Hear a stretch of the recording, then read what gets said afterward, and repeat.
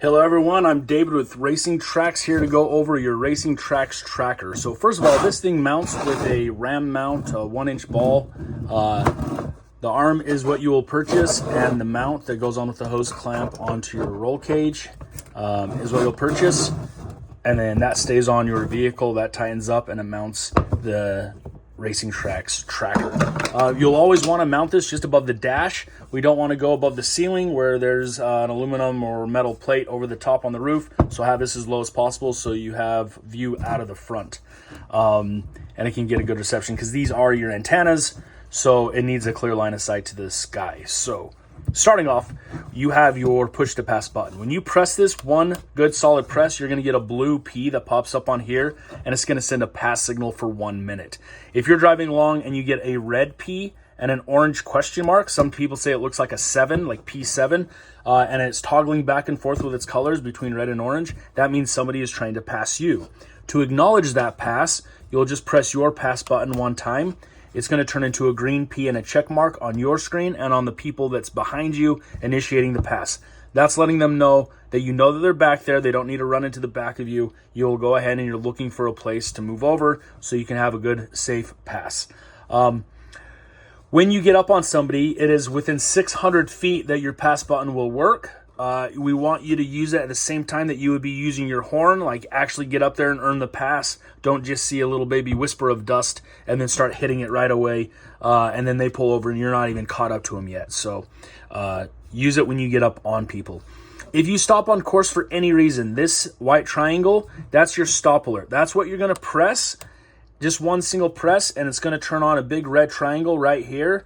And that is going to let vehicles that are behind you 1,000 feet back know that you're stopped, so they don't go through the dust and run into the back of you. Once you start moving again, that will turn off automatically. You can also press it to have it turn off also.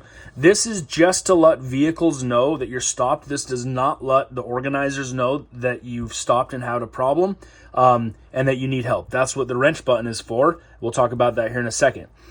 If somebody up ahead of you presses their stop alert button, or let's say you tip over, right? You crash. So now, boom, your unit is upside down, okay? That is going to turn on automatically, okay?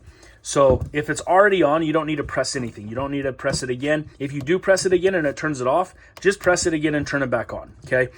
But if you're driving along and all of a sudden you get an arrow and a countdown starting at 9, then going to 8, 7, 6, 5, 4, 3, 2, 1, that is saying that somebody's straight up ahead of you, 900 feet, 800 feet, 700 feet, etc. If it gets down to like 3, 2, 1, and the arrow is still pointing straight and you don't have good visibility in front of you, just check up, slow down, wait for the dust to clear, get a good line of sight for the race car that's stopped ahead of you so you're not hitting into a stopped vehicle.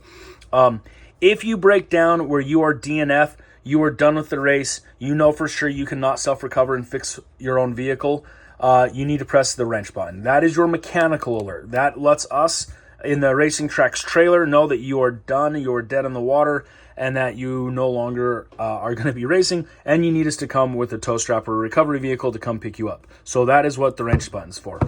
If you have any type of a medical emergency, you can press the white cross. It'll say medical, and we are going to get to you a whole lot faster.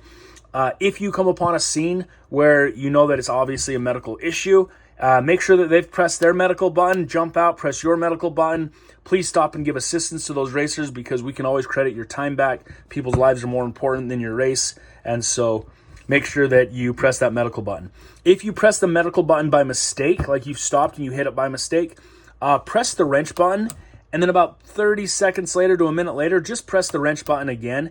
If I get a medical followed by 2 mechanicals, I'm not going to take it that serious. I'm going to go ahead and just, monitor the situation. We still might send somebody out to you still, but we won't be like thinking it's a medical emergency. If you're running at nighttime, you can just press the light bulb button right there. That dims the screen. Everything is just a single press on that to dim the screen.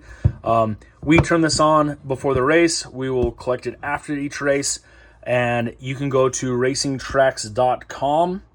RacingTraX.com to follow the race. We're updating your location every couple of minutes. If you have Starlink, we can actually connect your tracker to Starlink, so then you'll be updating every couple of seconds, which is really nice. There's a live leaderboard, there's a race replay, all kinds of good stuff. So anyway, that is your RacingTraX tracker.